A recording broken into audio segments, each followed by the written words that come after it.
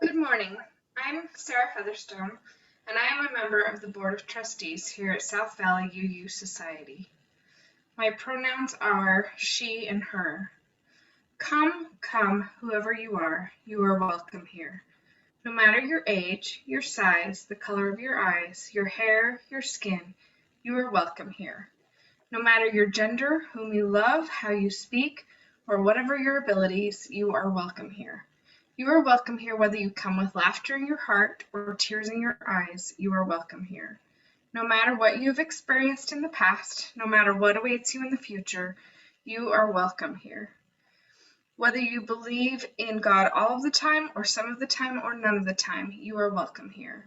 This is a community of open minds, loving hearts, and willing hands. You are welcome here at South Valley Unitarian Universalist Society.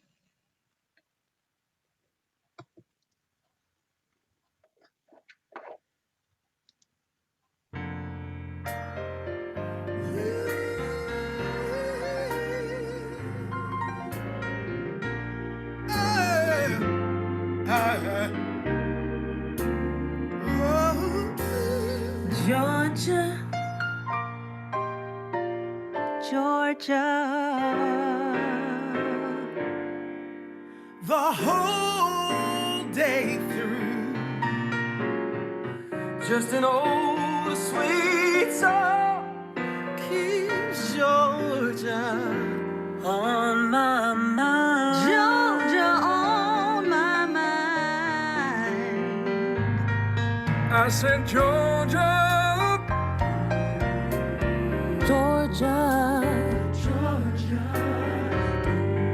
a song of you, comes as sweet and clear as moonlight through the pines.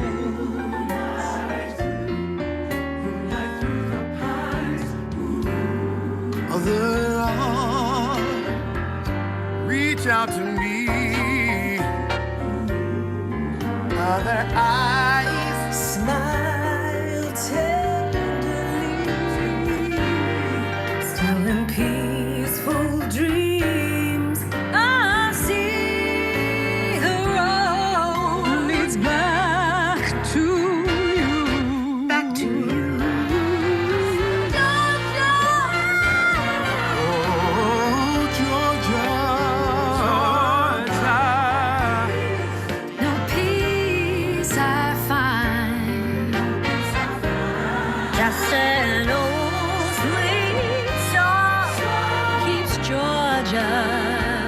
On my mind.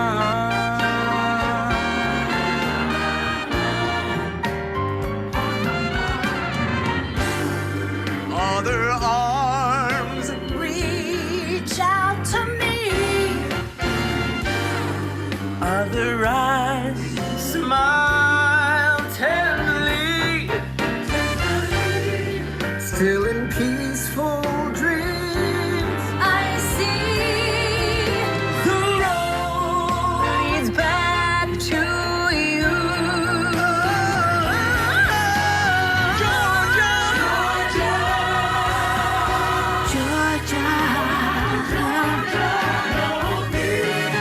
no peace I find. Just an old sweet song keeps Georgia on my mind. On my mind. We're singing this song for you.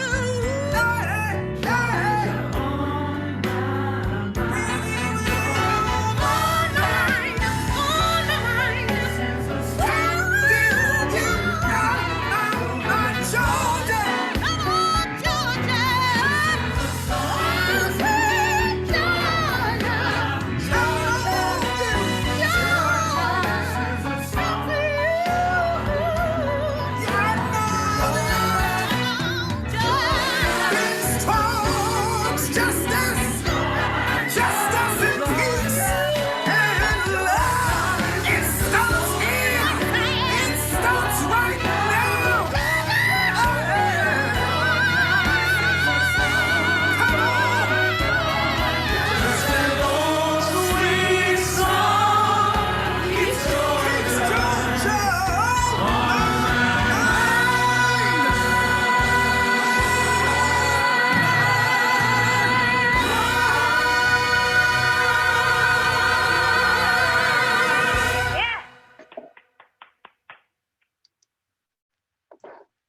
My goodness.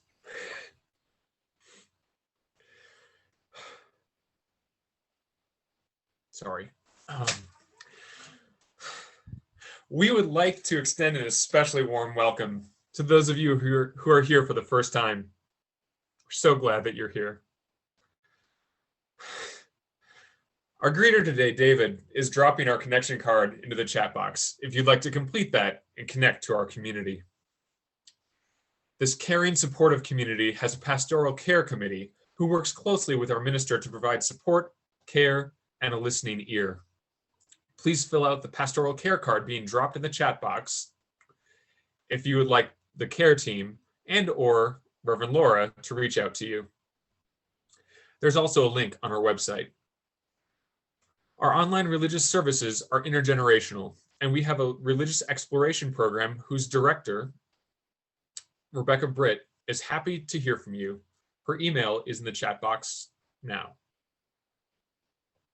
There's a lot happening here at SVUUS, and the Happenings weekly newsletter is a concise, up-to-the-minute way to stay connected. Lori Quigley's email is now in the chat box if you'd like to reach out to her to receive Happenings. We are also active on Facebook and have an event calendar on our website.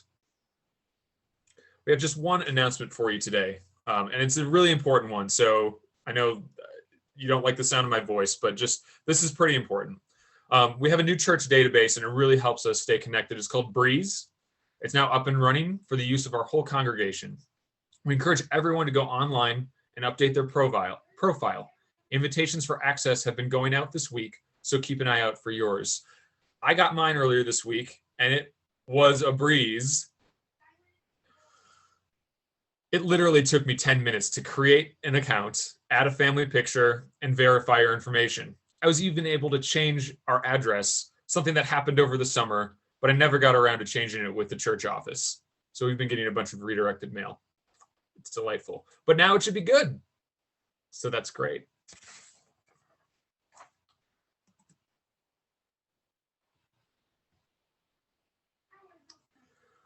We will now take a moment to share the warmth of community. We will say hello to one another and then say our chalice lighting words together. They will be in the chat box. If you have a candle or a chalice, please light it as we say those words in a moment.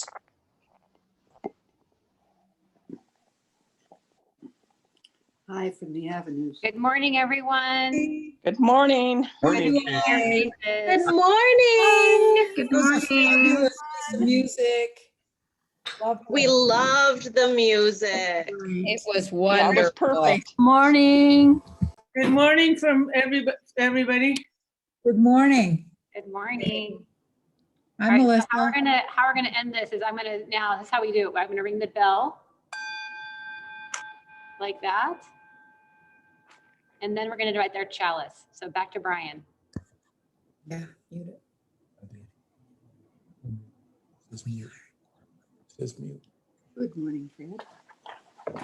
Oops. All right, let us light our chalices. Walk, but he We needs- invite you to stand in body, mind, or spirit as we say our chalice lighting words, and use our actions if you want. We light this chalice for the warmth of love.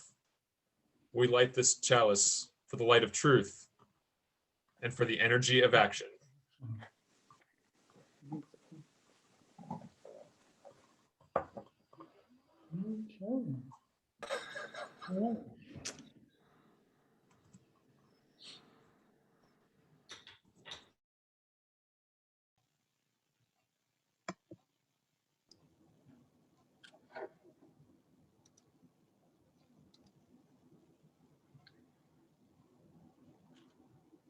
Good morning. With the beginning of the new year comes the opportunity to start new traditions here at South Valley Unitarian Universalist Society. This morning, one of the traditions we're going to be beginning is lighting a memorial candle in honor of a friend or a member of the congregation who has passed. Whenever a beloved member or friend of our congregation passes away, there's an empty space left in our heart, a seat in our sanctuary, and an empty space in our lives. This morning, I announced with sadness that longtime member Sandy Dreiss passed away on December 31st. A memorial candle this morning burns for her.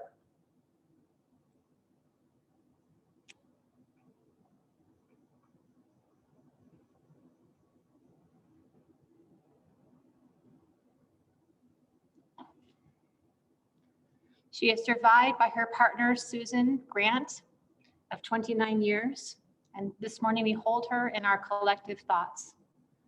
Our faith in this congregation is dedicated to the proposition that behind all our differences, beneath all our diversity, there is a unity that makes us one and binds us together forever.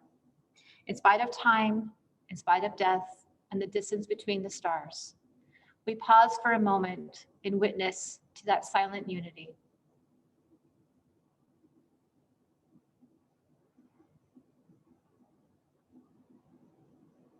Blessings on your journey, Sandy.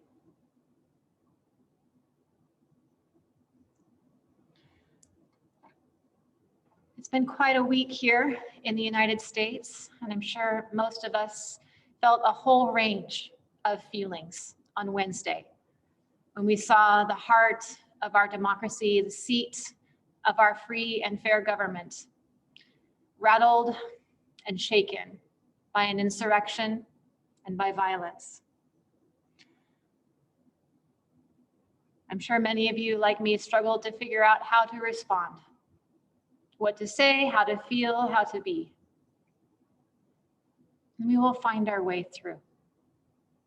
We will find our way through. Our call to worship this morning was written by Jan Richardson, and it's brought me a considerable amount of peace this week. And her poem is entitled, Blessing in a Time of Violence. Blessing in a time of violence, which is to say, this blessing is always, which is to say, there is no place this blessing does not long to cry out in lament, to weep its words in sorrow, to scream its lines in sacred rage, which is to say, there is no day this blessing ceases to whisper into the ear of the dying, the despairing, the terrified, which is to say, there is no moment this blessing refuses to sing itself into the heart of the hatred and the hateful, the victim and the victimizer, with every last ounce of hope it has, which is to say, there is none that can stop it, none that can halt its course, still its cadence, none that will delay its rising, none that can keep it from springing forth from the mouths of us who hope, from the hands of us who act, from the hearts of us who love, from the feet of us who will not cease our stubborn aching marching until this blessing has spoken its final word, has breathed its benediction in every place, in every tongue. Peace, peace, peace. Let us root down in that peace as we worship with one another this morning. Amen.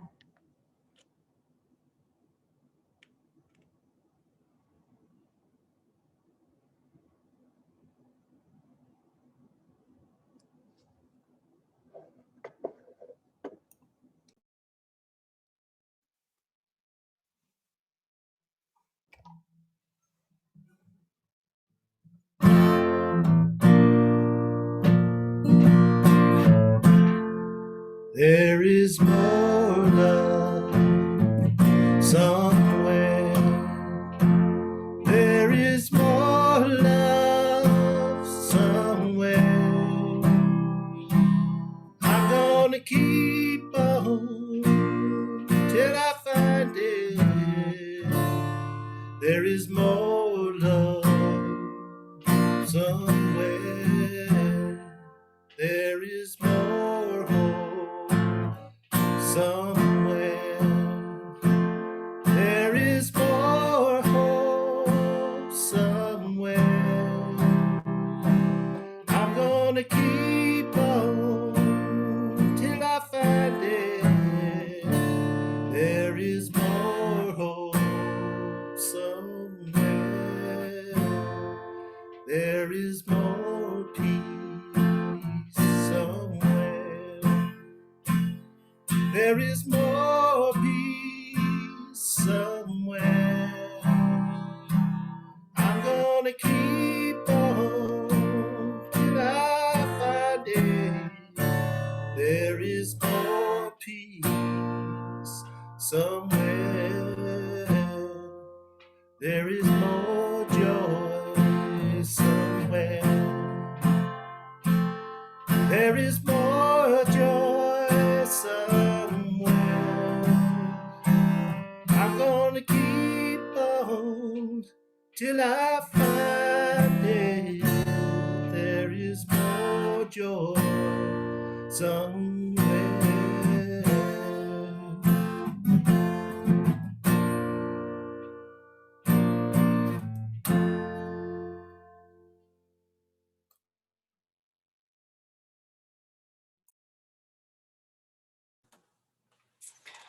For today's Time for All Ages, I'm going to share the book, What Can a Citizen Do by Dave Eggers.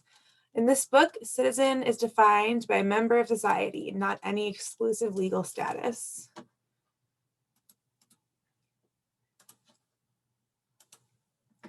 What Can a Citizen Do by Dave Eggers, illustrated by Sean Harris.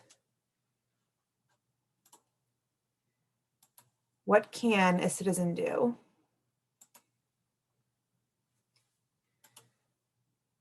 What in the world can a citizen do? Who can a citizen be?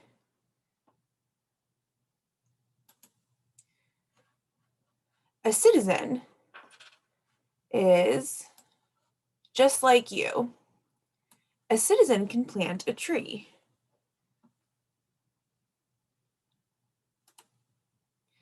A citizen can be a neighbor. A citizen can join the cause. A citizen can write a letter. A citizen can help change laws.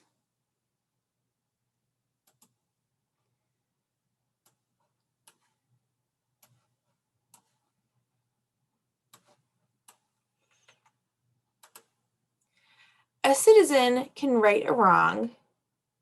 A citizen can turn things round. A citizen can get things right side that have been upside down.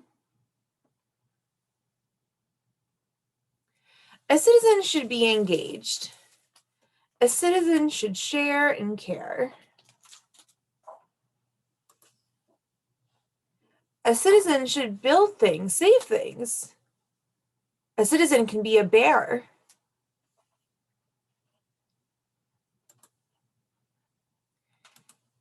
Yes, a citizen can be a bear. A citizen can be a kid. A citizen can wear pink pants. A citizen cannot stay hid. A citizen is not what you are. A citizen is what you do. A citizen cannot forget that the world is more than you. We are part of a society, one full of joy and pain,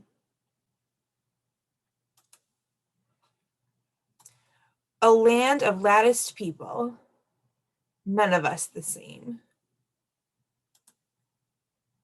And if we help just one, help one lonely soul, we open doors, we bring in light, we bind all and make us whole. We bind us all and make us whole. So forget yourself for a second. Grab a shovel or a pen. Do something for one another. Don't you dare doubt that you can.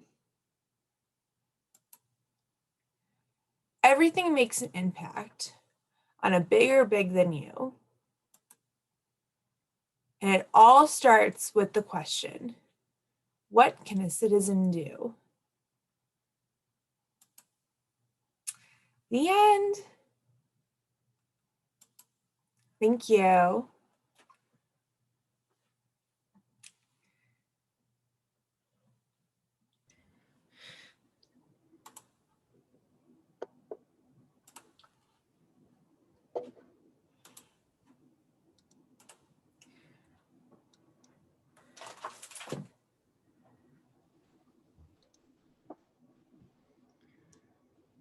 So good morning again. I am the Reverend Laura Young, and my pronouns are she and her. At this time, we're going to start the second of our new traditions here at South Valley, which is bringing in a space of being able to share personal joys and sorrows together in community. So here's how it's going to work while we're in our virtual space. We're going to be using our chat box. So if you have a personal joy or concern that you'd like for us to know about as a community, please just drop it into the chat box. And as I read them out, my worship associate, Brian, will drop a stone in the water to hold that space for you. At the end, Brian will drop in one final stone to represent those joys and sorrows which remain unspoken on our hearts. So let us drop one final stone in the water for all that is held in our hearts. May we carry these joys and these sorrows with us this week, knowing that that is part of how we weave together our communal web of interdependence.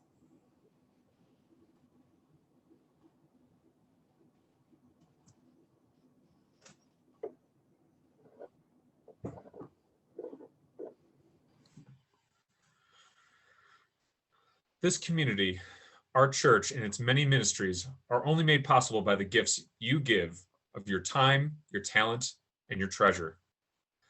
Many of you pledge monthly to support our work, and for this we are grateful. Your gifts help to ensure that we are able to live our values of love and justice in the outside world. Part of our ministry at South Valley includes sharing our Sunday worship offerings with a charitable organization that aligns with our principles and values. Your gift today will support the work of South Valley and Crossroads Urban Center Emergency Fund. This fund is helping those struggling to meet rent and utility payments during these difficult economic times. Crossroads is a nonprofit, multi-faith, community-based economic justice organization that was established in 1966. It is a grassroots organization that assists low-income Utahns, those with disabilities, and people of color to meet basic survival needs to address essential issues affecting their stability and quality of life. Please give generously. South Valley uses Givelify to collect online donations during worship. You are invited to give using the link that David is putting in the chat box. Or you can go to your phone and download the app. Thank you for your generosity and dedication to justice and love. David has also put our offering words in the chat box. You're invited to say these words along with me. We are this church. We are its hands, its heart, its voice. Together we share in the wealth of this community and sustain it with our gifts.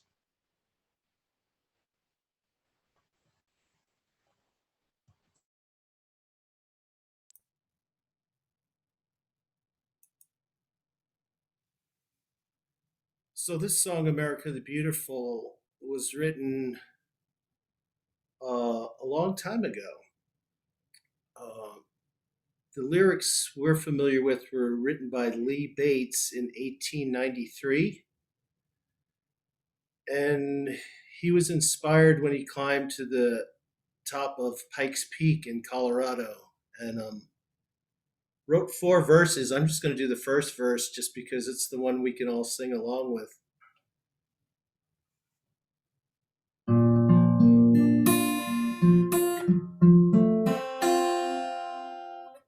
Oh, Oh, beautiful for spacious skies, for amber waves of grain, for purple mountain majesty, above the fruited plain. America, America, God shed your grace on thee, and crown thy good with brotherhood, sea to shining sea.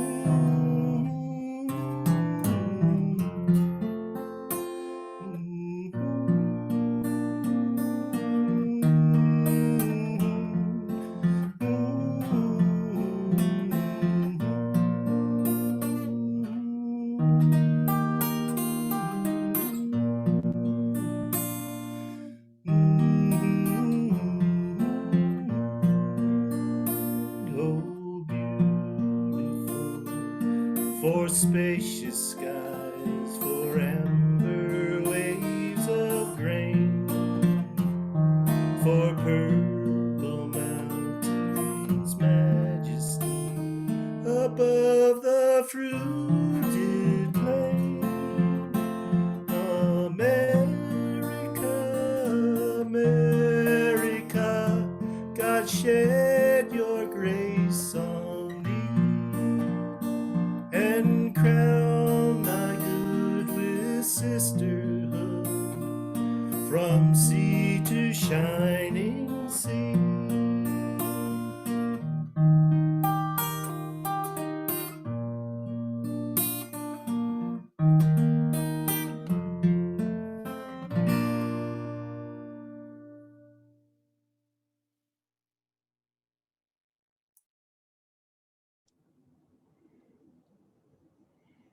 Thank you, Travis.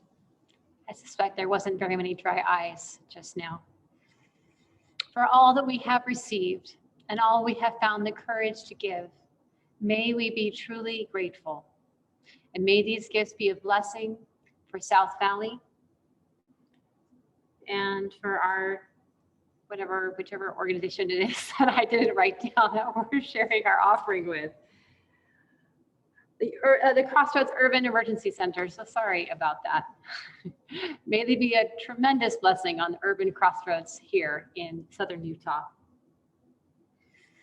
I invite you now to join me in a time of meditation, reflection, or prayer.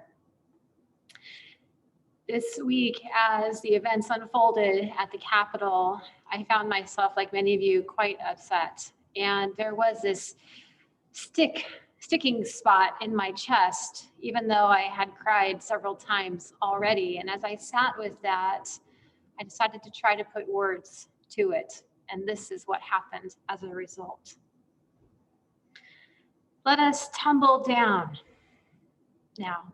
Let us slow down our breath and pause, coming out of our frontal lobes, that place of excellent analysis, which right now is running crazy with a litany almost that paralyzes. Come also now out of that brainstem, feverishly reviewing the events of this week and checking for safety where there is now none, and maybe never really was. Come now to the neck and the throat. Feel perhaps a bit of that constriction, but continue on to the belly, the body, the trunk, the arms, the legs, the toes, to the very base of you, and breathe. Who are we if we are not that which we were taught to dream ourselves into? Our hollowed halls breached in a display of unspeakable violence, anger, and hatred. My voice cracks. And yet, these words arose. I am tired of waking each day in the midst of crisis. I am tired of speaking truth to powers that never listen. I am tired of staying home to stay safe and tired in advance of 6 months more. I'm exhausted, really, from the vigilance my mind calls me to in the middle of the night. And I'm confused. Who am I supposed to be in this moment? Haven't there been too many yet? Perhaps I am discovering that my resilience is thinner than I thought. I can no longer rely on anger to get me through, but numbness is not the answer either. I need a space to breathe. I need a space to gather myself and you too. But I don't want comfort. Comfort is a luxury I declined. And it isn't rest that I really desire or protection. For what have I risked, really? I live in the suburbs. I have insurance. What I need, I suspect, is God. I hate that I need God and prayer and meditation and practice, but I do.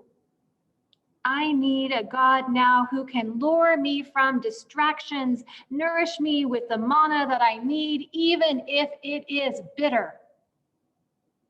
But I know my God is not like that. She will instead annoy me by being a compulsive giver of gifts, compassion unearned, love undeserved, and grace unexpected. And that is what really today will finally truly break me open once again. So, Spirit of Life, my prayer is very short this morning. May we be the people we are called to be. And the people say, Amen.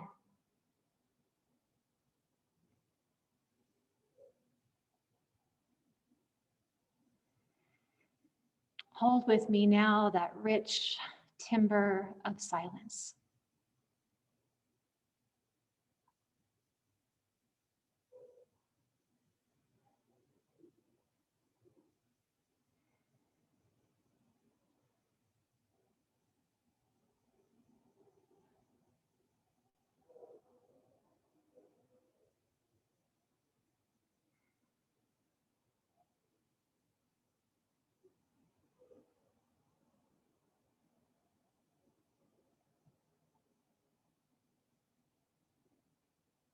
Amen.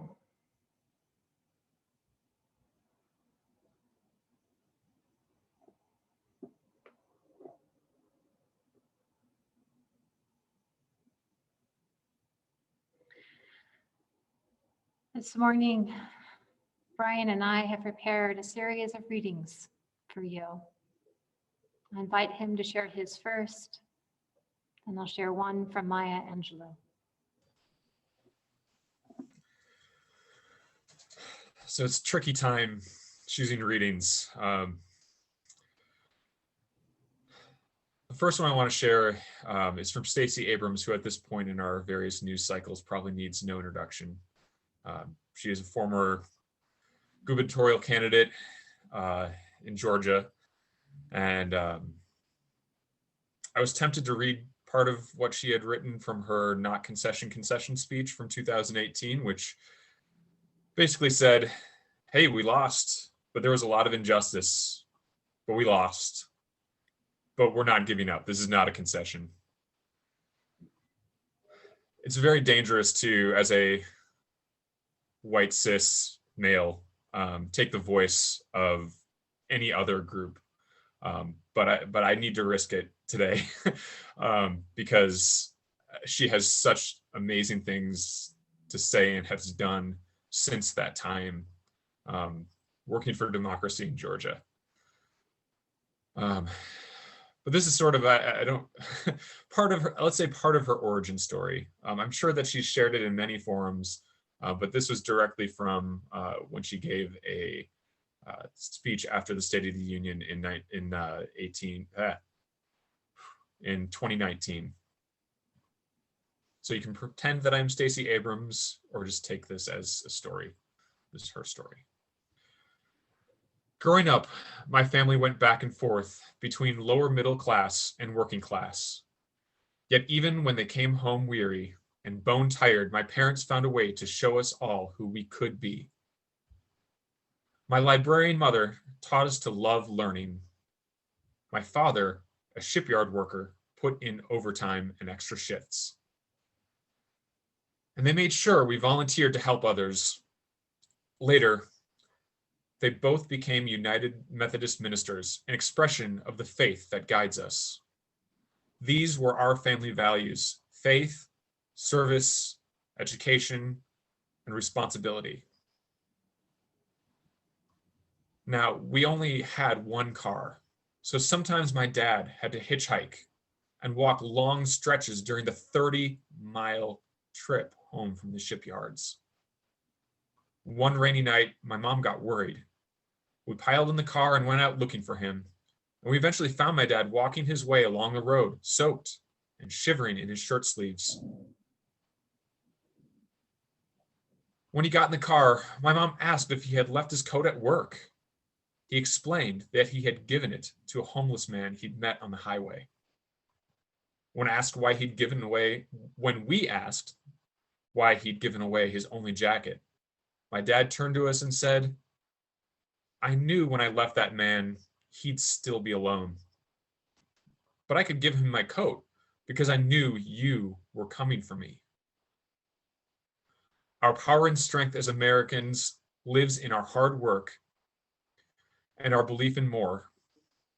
My family understood firsthand that while success is not guaranteed, we live in a nation where opportunity is possible, but we do not succeed alone.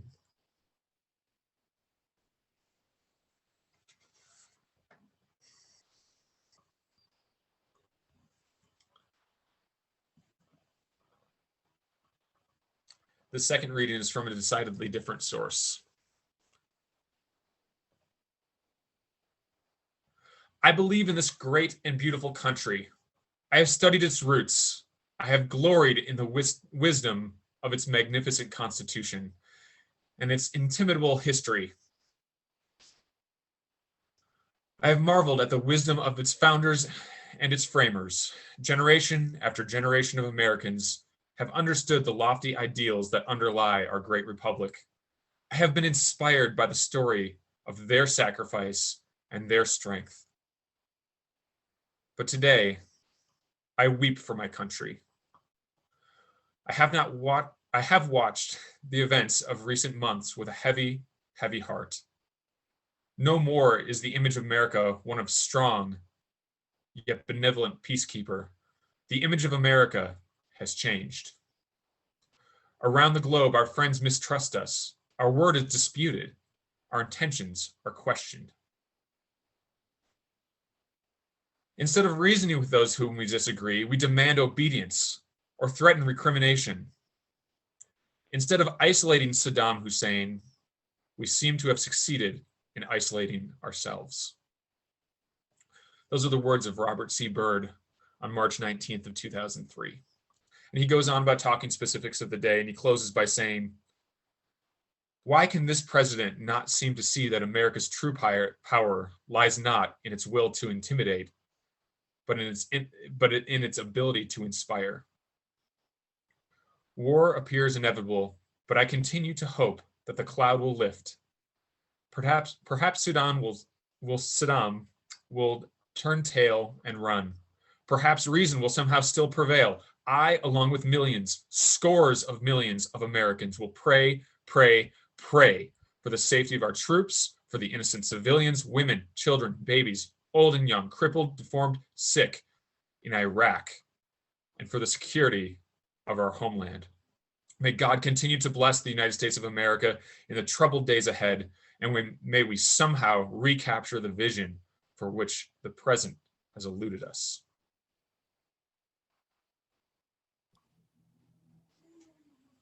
Thank you, Brian.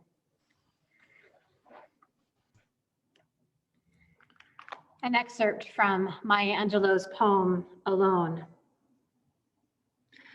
Lying last night thinking how to find my soul a home where water is not thirsty and bread loaf is not stone, I came upon one thing, and I don't believe I'm wrong, that nobody, but nobody, can make it out there alone. Nobody, but nobody, can make it out there alone. So ends our readings for today. What happened this week at the Capitol is frightening. Even though we were warned that something dramatic might happen, even though we've been witnessing Trump's increasingly inflammatory rhetoric, we were still all shocked, stressed, undone really, by this attack in and upon the heart and the seat of our democracy. Imagining it happening and seeing it happen are two starkly different things. Now, some of us fear that this insurrection is a sure sign of an impending coup or civil war. Others fear that the numbers of misguided rebels are so great that our democracy is forever doomed. But I want to suggest that this is exactly what our sitting president wants us to think. Creating chaos and fear are ploys used by authoritarian leaders often. This is because as humans, we crave order. We crave order and security in the midst of chaos. The philosopher and psychiatrist Erich Fromm first identified this predicament in his 1941 book, Escape from Freedom. The gist of it is this: when people perceive an increase in disorder, they feel tremendous anxiety. Inevitably, this anxiety leads to a quest for security. To bring a sense of safety back into their lives, they latch onto authoritarianism and conformity.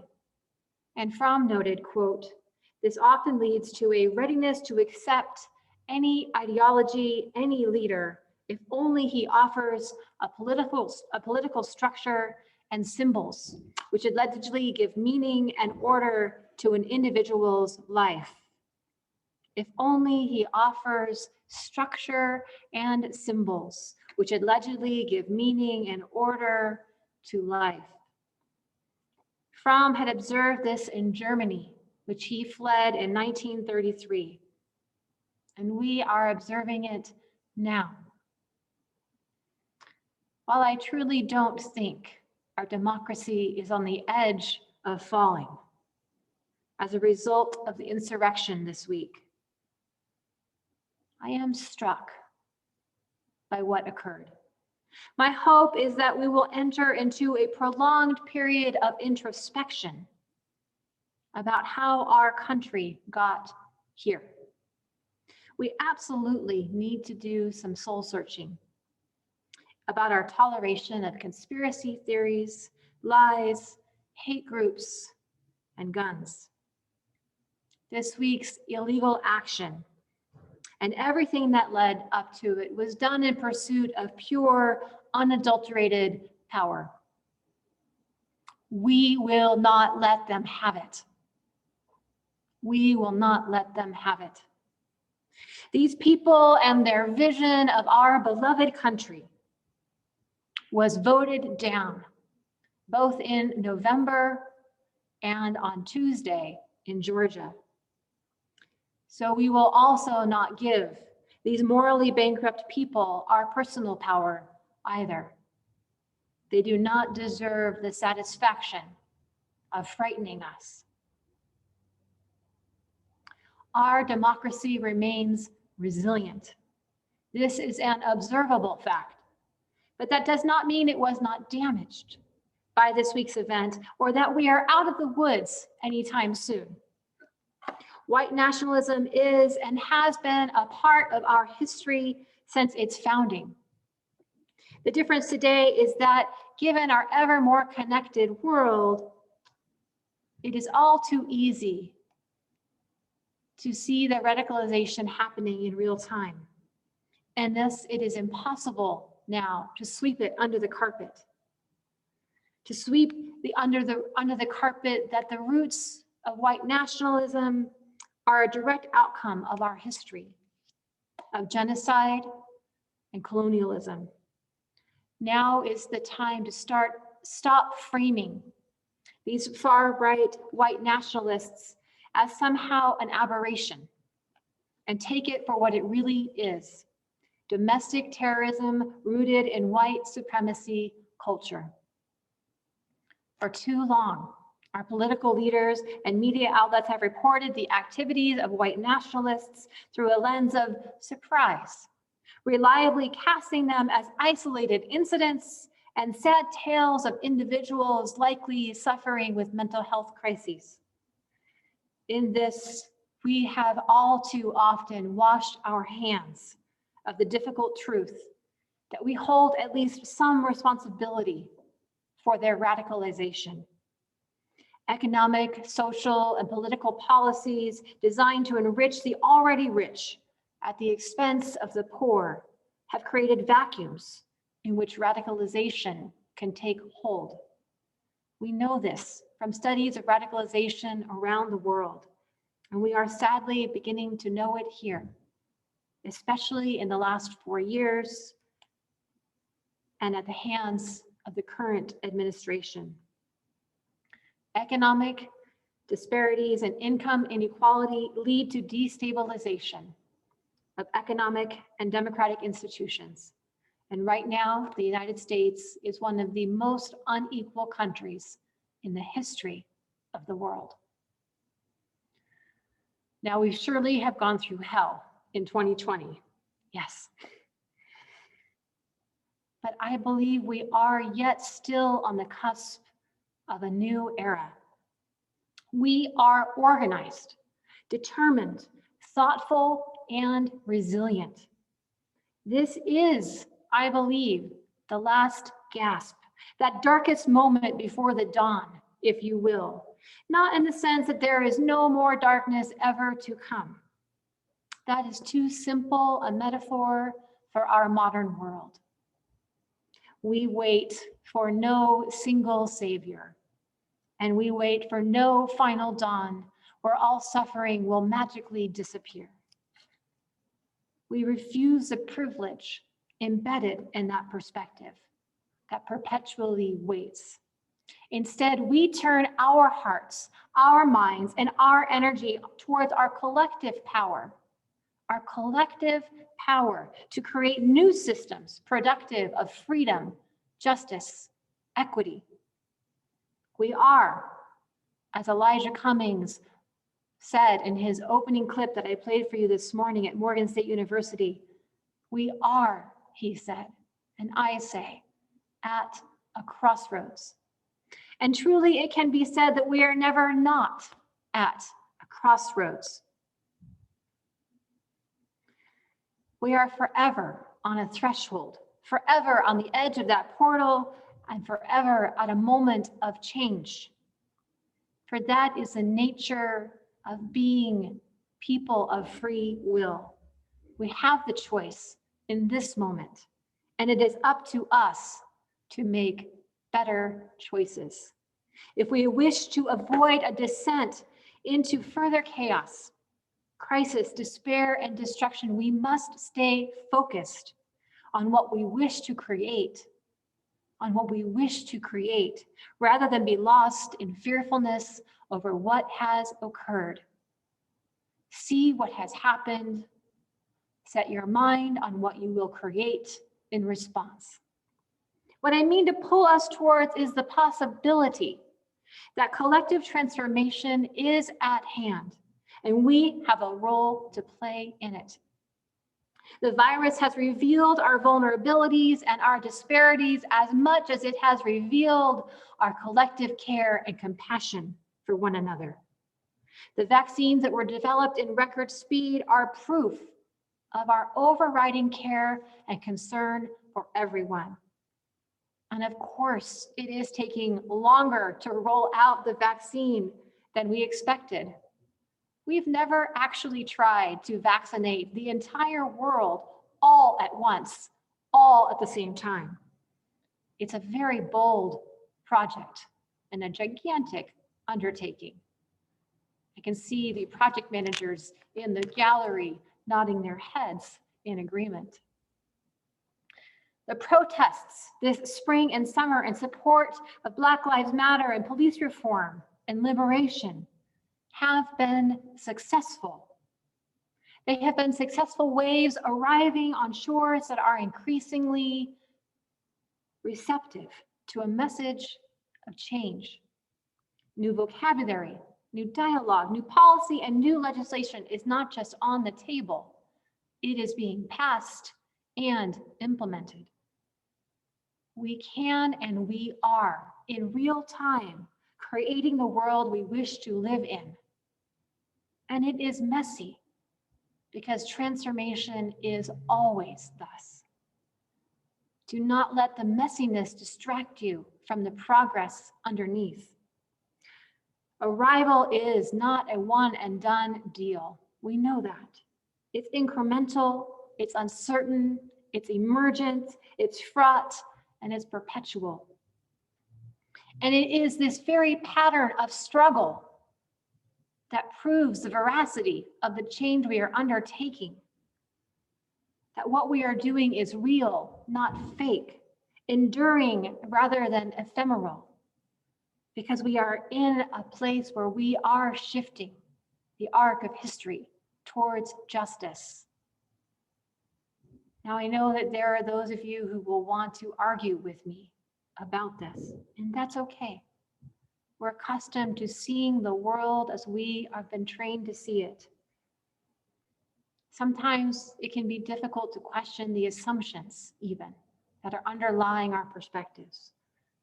But it is critical that we engage in a process of engagement with one another, with our thinking, with our frames, so that we can find a way through.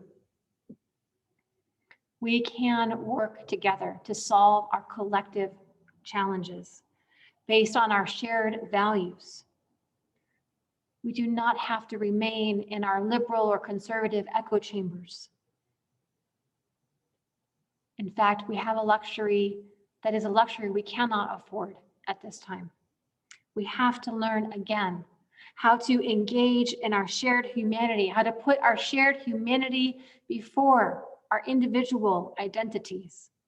We have to shift our focus away from noticing the negative and instead become the people we are called to be.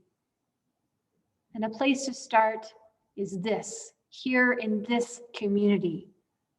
From noticing, believing, practicing, and being in a stance that says, we are already good enough. Rather than beginning from a place of lack, of sinfulness, shame, or guilt, the decision to hold ourselves as good enough, a theme that we have been visiting many times over the last few months, a theme in which we believe and we understand that we are good enough. And from that place, we are empowered to make the changes and the shifts that we are called to do with creativity, with diversity of thought and approach, with a sense of living into those pluralistic values we hold as Unitarian Universalists. And when we start from that place of being good enough, we slough off those things that no longer serve us in our search for truth and meaning, and our appreciation of the interdependent web of existence, and in our belief that the democratic process is the best and only way to ensure justice and equity for all bodies, all beings that are in the land that's currently called the United States of America. We are on the cusp of a new era. And I believe that love is still winning. And I'd like you to imagine that with me as well this morning. Your heart may be feeling a little bit weak and a little bit tender from these week's events. I invite you just to breathe into that fear and that tenderness a little bit deeper and to support those emotions a little bit more in your heart. Love is winning. Love is winning. And we are good enough to respond to the crises and the opportunities at hand. We already have what it takes, even if sometimes a little bit wobbly in the first few steps that we take. We have work to do. It's true. Work to learn to listen again, to respond with compassion, while remaining firm about our convictions for love and justice. We have work to do to learn to practice the art of disagreeing without being disagreeable. And we have work to do to remember how to engage in good troublemaking for the purpose of justice making. These are the tasks we are called to do. And like past generations of Unitarian Universalists, I trust that we too are up to the task. To get us started this week, I want for you to, sometime in the next week, wander around your house and look around. I know we spend a lot of time in our houses these days. And I want you to notice if there's something in your house that can serve as a reminder of being good enough. It doesn't have to be a sacred stone that you found on some trip 25 years ago. It can be something simple, something maybe on your desk, on your bookshelf, in a drawer, or something just very ordinary. I'd like for you to notice that object and to make it a talisman for yourself, so that every time you see it, if you catch yourself in a moment of feeling not good enough, you can take your eyes or your body near that object and remind yourself that nope, you are already good enough, because the people at South Valley Unitarian Universalist Society decided it was so. And this way we make it so for ourselves. If you'd like to send me a picture of your item that you select, I encourage you to email that to me or put it on our Facebook group. And then we can all share the wonderfulness of noticing that we're already good enough. And in this way, we're going to weave together our community in the next days and weeks to come. And by this, we will find our way through. Love is winning, I guarantee you. And we know how to do the work that will weave us together ever tighter in a beautiful interdependent web of existence. May it be so. May you be well. May your heart relax into this beautiful space of togetherness and trust and know for just a moment that all is well, always has been well, and all will continue to be well. My blessings upon you, and amen.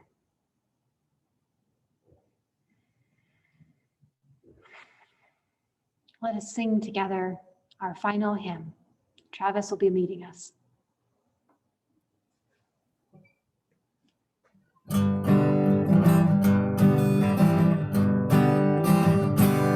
I've got peace like a river. I got peace like a river. I got peace like a river in my soul. I got peace like a river. I got peace like a river. I got peace like a river in my soul. I've got joy like a fountain. I got joy like a fountain. I got joy like a fountain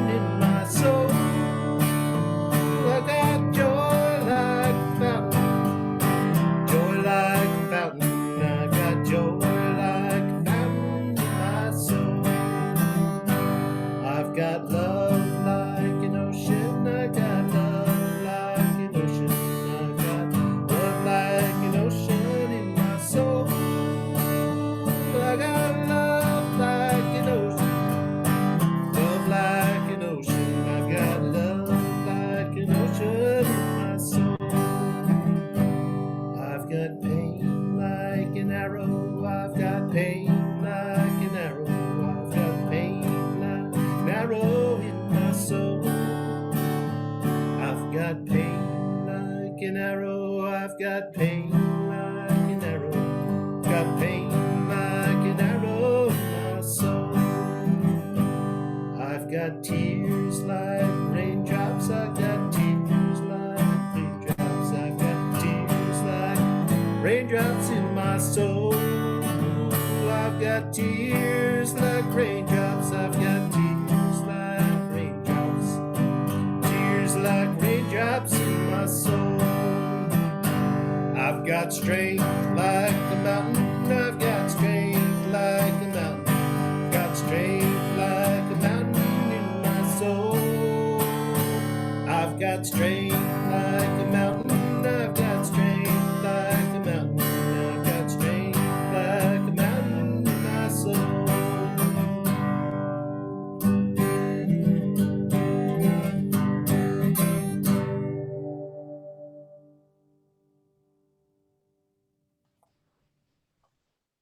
Thank you so much, Travis. David is going to put our chalice extinguishing words in the chat box. You are invited to unmute yourselves, stand as you're able, and say our chalice lighting or chalice extinguishing words together. We extinguish this chalice, but not the warmth of the community, the light of truth, nor the energy of action. We hold each other in our hearts until we meet again.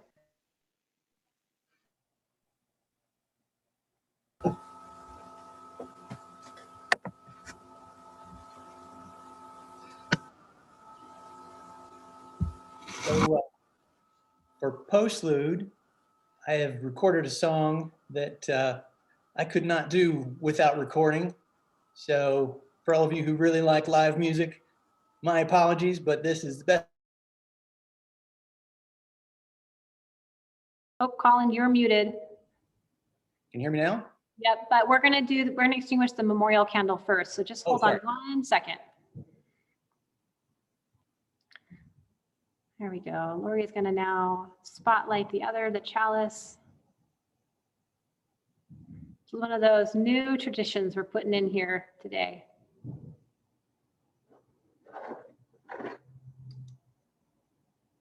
There we go. Okay. So now we will extinguish our memorial candle. The warmth will be gone. The light will cease to shine.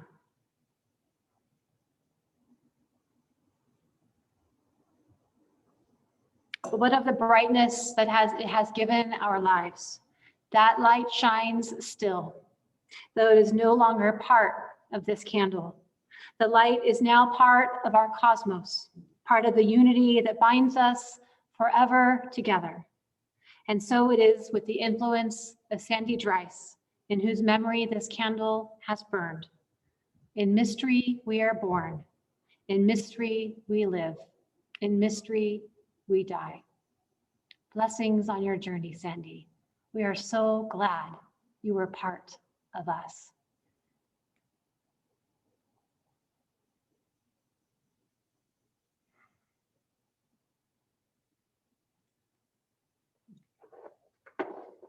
Okay, like I was saying, my apologies if you love your music live, but I recorded this one because I can't do it otherwise. So I hope you enjoy it. I also want to shout out Stephen Smith playing saxophone on this. He didn't get listed in the first part here. So here we go. Share sound.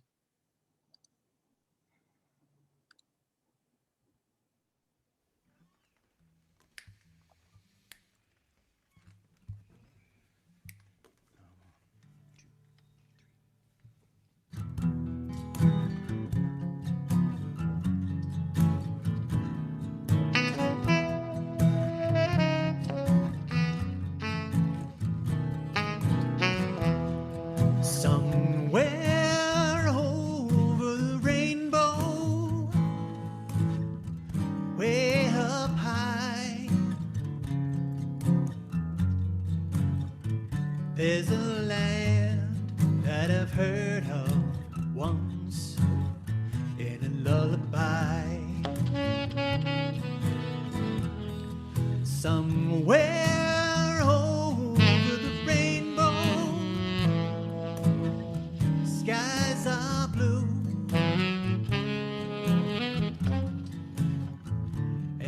dreams that you didn't dream really do come true. Someday I'll wish upon a star and wake up where the clouds far behind me, where troubles melt like lemon drops away above the chimney tops. That's where you'll find me, somewhere over the rainbow. Bluebirds fly, birds fly over the rainbow. Why, oh, why can't I?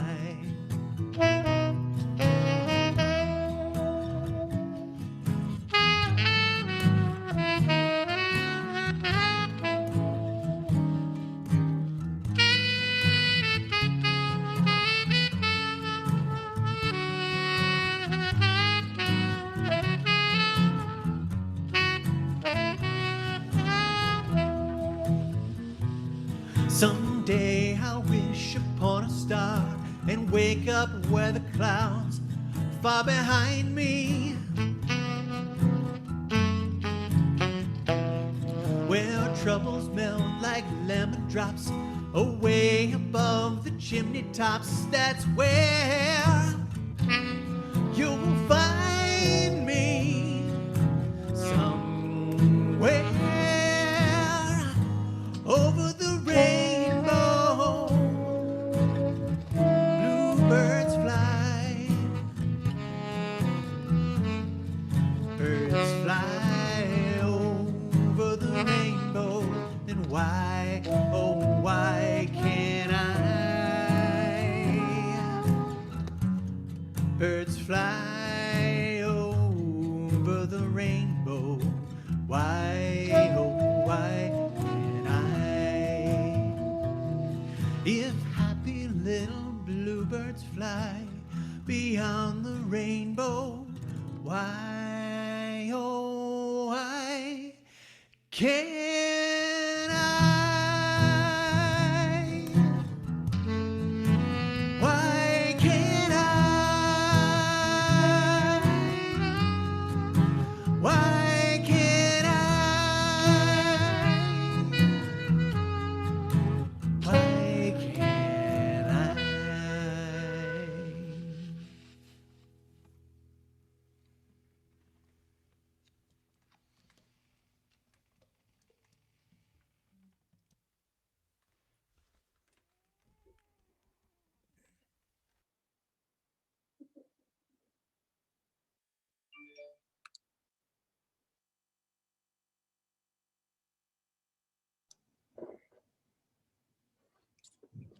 Thank you, Colin and Stephen.